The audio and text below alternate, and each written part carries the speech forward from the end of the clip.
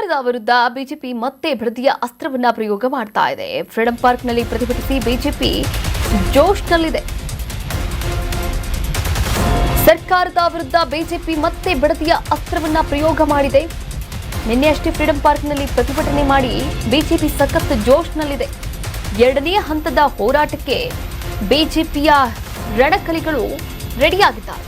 ಬಿಡದಿಯಿಂದ ಬೆಂಗಳೂರಿಗೆ ಪಾದಯಾತ್ರೆಗೆ ರೆಡಿ ಆಗ್ತಾ ಇದ್ದಾರೆ.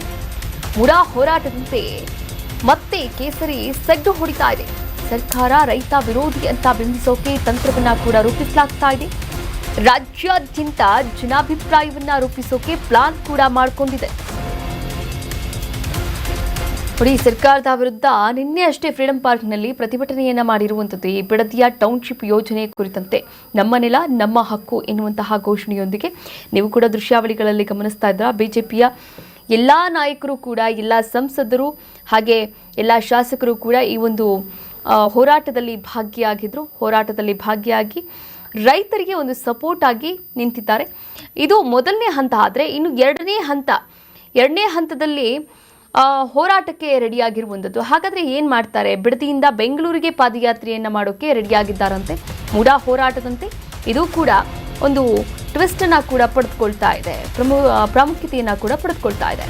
ನೋಡಿ, ಬಿಜೆಪಿ ಜೆಡಿಎಸ್ ಜಂಟಿಯಾಗಿ ಪಾದಯಾತ್ರೆಗೆ ಸಿದ್ಧತೆಯನ್ನು ನಡೆಸ್ತಾ ಇದೆ. ಮುಂಗಾರು ಅಧಿವೇಶನಕ್ಕೂ ಮುನ್ನ ಯಾತ್ರೆ ಮಾಡುವಂತಹ ಸಾಧ್ಯತೆ ಇದೆ. ಬಿಡದಿಯಿಂದ ಬೆಂಗಳೂರಿಗೆ ಪಾದಯಾತ್ರೆ ಯೋಜನೆಯನ್ನು ಆರಂಭ ಮಾಡಲಾಗಿರುವಂಥದ್ದು. 2 ರಿಂದ 3 ದಿನದ ಪಾದಯಾತ್ರೆಗೆ ಜೆಡಿಎಸ್ ಜೊತೆ ಚರ್ಚೆಯನ್ನು ಕೂಡ ಮಾಡಿಕೊಂಡಿದ್ದಾರಂತೆ. ಸುಮಾರು 40 ಕಿಲೋಮೀಟರ್ ಪಾದಯಾತ್ರೆ ನಡೆಸುವಂತಹ ಸಾಧ್ಯತೆ ಕೂಡ ಇದೆ. ಬಿಡದಿಯಲ್ಲಿ ರೈತರೊಟ್ಟಿಗೆ ಜೆಡಿಎಸ್ ಈಗಾಗಲೇ ಫೈಟ್ ಕೂಡ ಮಾಡ್ತಾ ಇದೆ. ಜೆಡಿಎಸ್ ಜೊತೆ ಪಾದಯಾತ್ರೆ ನಡೆಸುವ ಬಗ್ಗೆ ಥಿಂಕ್ ಮಾಡ್ತಾ ಇದೆ. ಇನ್ನು ಜೆಡಿಎಸ್ ಬರದೇ ಇದ್ರೆ ಬಿಜೆಪಿ ಏಕಾಂಗಿಯಾಗಿ ಪಾದಯಾತ್ರೆ ಮಾಡಬಹುದು ಎನ್ನಲಾಗ್ತಾ ಇದೆ. ಹೋರಾಟದ ಮೂಲಕ ರಾಜಕೀಯ ಬಲಕ್ಕೆ ಯತ್ನವನ್ನ ಕೂಡ ಮಾಡ್ತಾ ಇದೆ ಬಿಜೆಪಿ ಈಗಾಗಲೇ.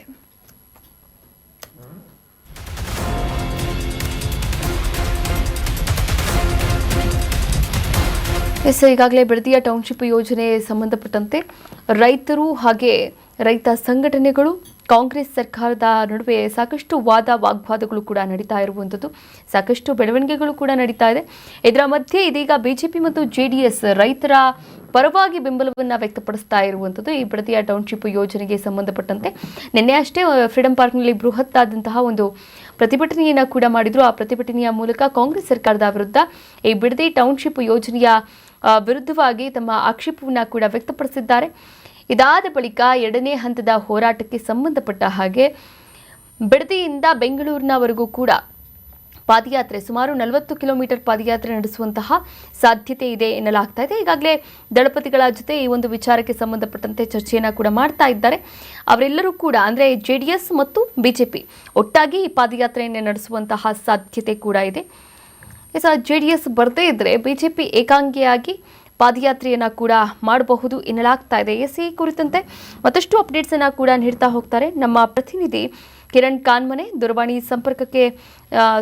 ಸಂಪರ್ಕದಿಂದ ಜಾಯಿನ್ ಆಗ್ತಾ ಇದ್ದಾರೆ. ಕಿರಣ್, ಈಗಾಗಲೇ ಬಿಜೆಪಿ ನಿನ್ನೆ ಅಷ್ಟೇ ಒಂದು ಬೃಹತ್ ಹೋರಾಟ, ಬೃಹತ್ ಎಚ್ಚರಿಕೆ ಅಂತಾನೆ ಹೇಳ್ಬೋದು ಕಾಂಗ್ರೆಸ್ ಸರ್ಕಾರಕ್ಕೆ ಈ ಬಿಡದಿಯ ಟೌನ್ಶಿಪ್ ವಿರುದ್ಧವಾಗಿ. ಇನ್ನು 2ನೇ ಹಂತವಾಗಿ ಪಾದಯಾತ್ರೆಯನ್ನು ಕೂಡ ಹಮ್ಮಿಕೊಂಡಿದೆ ಎನ್ನುವಂತಹ ಒಂದಷ್ಟು ಮಾಹಿತಿಗಳು ಕೂಡ ಲಭ್ಯವಾಗಿರುವಂಥದ್ದು. ಬಿಜೆಪಿ ಮಾತ್ರ ಈ ಒಂದು ಪಾದಯಾತ್ರೆ ಮಾಡುತ್ತಾ ಅಥವಾ ಜೆಡಿಎಸ್ ನಾಯಕರು ಕೂಡ ಕೈ ಜೋಡಿಸ್ತಾರಾ? ಈ ಬಗ್ಗೆ ಚರ್ಚೆ ಏನಾದರೂ ಆಗಿದೆಯಾ, ಹೇಗೆ? ಹೌದು ಕಾವ್ಯ, ಬಿಜೆಪಿ ಬಿಡದಿ ವಿಚಾರವಾಗಿ ತೆಗೆದುಕೊಂಡಂತ ನಿರ್ಧಾರ ಬಹಳ ತಡವಾದರೂ ಕೂಡ ನಿನ್ನೆ ಒಂದು ದೊಡ್ಡ ಮಟ್ಟದ ಒಂದು ಹಂತದ ಹೋರಾಟವನ್ನ ಬೆಂಗಳೂರಿನಲ್ಲಿ ಫ್ರೀಡಂ ಪಾರ್ಕ್ ಅಲ್ಲಿ ಮಾಡಿದೆ. ಇದರ 2ನೇ ಭಾಗವಾಗಿ ಈಗ ಬಿಡದಿಯಿಂದ ಬೆಂಗಳೂರಿಗೆ ಪಾದಯಾತ್ರೆಯನ್ನು ಮಾಡೋದಕ್ಕೆ ಬಿಜೆಪಿ ಸಿದ್ಧತೆಯನ್ನು ನಡೆಸಿಕೊಂಡಿರ್ತಕ್ಕಂಥದ್ದು. ಮುಂಗಾರು ಅಧಿವೇಶನಕ್ಕೂ ಮೊದಲೇ ಬಿಜೆಪಿ 2 ರಿಂದ 3 ದಿನಗಳವಾಗಿ ಬಿಡದಿಯಿಂದ ಕನಕಪುರ ಈ ಭಾಗವಾಗಿ ಬೆಂಗಳೂರಿಗೆ ಪಾದಯಾತ್ರೆ ಮುಖಾಂತರವಾಗಿ ಬೆಂಗಳೂರನ್ನ ತಲುಪೋದಕ್ಕೆ ಬಿಜೆಪಿ ಸಿದ್ಧತೆಯನ್ನು ಮಾಡಿಕೊಂಡಿದೆ. ಈ ಮುಖಾಂತರವಾಗಿ ಬಿಜೆಪಿ ರಾಜ್ಯದಲ್ಲಿರ್ತಕ್ಕಂಥ ಸರ್ಕಾರ ಏನು ಡಿ ಕೆ ಶಿವಕುಮಾರ್ ಅವರ ನೇತೃತ್ವದ ಸರ್ಕಾರ ಜನವಿರೋಧಿಯಾಗಿದೆ, ರೈತ ವಿರೋಧಿಯಾಗಿದೆ ಎನ್ನುವಂತಹ ಒಂದು ಜನಾಭಿಪ್ರಾಯವನ್ನು ಮೂಡಿಸೋಕೆ ನಿಟ್ಟಿನಲ್ಲಿ ಕೆಲಸವನ್ನು ಮಾಡ್ತಾ ಇರುವಂತದ್ದು. ಬಿಜೆಪಿ ಅಡ್ಡಮತದಾನದ ಬಳಿಕವಾಗಿ ಬಿಜೆಪಿ ಎಲ್ಲೋ ಒಂದ್ ಕಡೆ ಎಚ್ಚೆತ್ತುಕೊಂಡಿದೆ ಅನ್ನುವಂತ ವಿಚಾರ ರಾಜಕೀಯ ವಲಯದಲ್ಲಿ ಚರ್ಚೆ ಆಗ್ತಾ ಇದೆ. ಇದೇ ಹಿನ್ನೆಲೆಯಲ್ಲಿ ಈಗ ಬಿಜೆಪಿ ರಾಜ್ಯದಲ್ಲಿ ಬರ ವಿಚಾರವಾಗಿ ಸಹ ಏನು ಪ್ರವಾಸವನ್ನು ಮಾಡ್ತಾ ಇದೆ. ಇದೇ ಹೊತ್ತಿನಲ್ಲಿ ಬಿಡದಿ ವಿಚಾರವನ್ನು ಬಹಳ ಗಂಭೀರವಾಗಿ ತೆಗೆದುಕೊಂಡು 2ನೇ ಹಂತದವಾಗಿ ಪ್ರತಿಭಟನೆ ಈಗ ಪಾದಯಾತ್ರೆ ಮುಖಾಂತರವಾಗಿ ಪ್ರತಿಭಟನೆಗೆ ಮುಂದಾಗಿರ್ತಕ್ಕಂಥದ್ದು. ಏನು ಈ ಒಂದು ಪಾದಯಾತ್ರೆಯಲ್ಲಿ ಸರ್ಕಾರ ಏನು ಬೆಂಗಳೂರು ನಗರಕ್ಕೆ ಏನು ಪಾದಯಾತ್ರೆ ಬರೋದಕ್ಕೆ ಅವಕಾಶವನ್ನು ಮಾಡಿಕೊಡುತ್ತಾ, ಟ್ರಾಫಿಕ್ ಜಾಮ್ ಇರುತ್ತೆ, ಇಂತಹ ಸಂದರ್ಭದಲ್ಲಿ ಯಾಕೆ ಅವಕಾಶವನ್ನು ಮಾಡಿಕೊಡುತ್ತಾ ಅಥವಾ ಅನ್ನುವಂಥದ್ದು ಸದ್ಯಕ್ಕೆ ಪ್ರಶ್ನೆಯಾಗಿ ಉಳ್ಕೊಂಡಿರ್ತಕ್ಕಂಥದ್ದು. ಈಗಾಗಲೇ JDS ನಾಯಕರು ಗೊತ್ತಿದ್ದಕ್ಕೂ ಕೂಡ ಬಿಜೆಪಿ ಈ ಬಗ್ಗೆ ಚರ್ಚೆಯನ್ನು ನಡೆಸೋದಕ್ಕೆ ಸಿದ್ಧತೆಯನ್ನು ಮಾಡಿಕೊಂಡಿದೆ. JDS ಯಾವ ನಿರ್ಧಾರವನ್ನು ತೆಗೆದುಕೊಳ್ಳುತ್ತೆ ಅನ್ನೋದ್ರ ಮೇಲೆ ಯಾವ ಮುಂದಿನ ನಿಲುವುಗಳು ಇರ್ತಕ್ಕಂಥದ್ದು. ಕಾವ್ಯ, ಥ್ಯಾಂಕ್ ಯು ಕಿರಣ್, ತಮ್ಮೆಲ್ಲ ಡೀಟೇಲ್ಸ್ಗಾಗಿ ಧನ್ಯವಾದಗಳು. ಕರ್ನಾಟಕ ನ್ಯೂಸ್ ಬೀಟ್ ಫಾಲೋ ಮಾಡಿ, ಸಬ್ಸ್ಕ್ರೈಬ್ ಮಾಡಿ.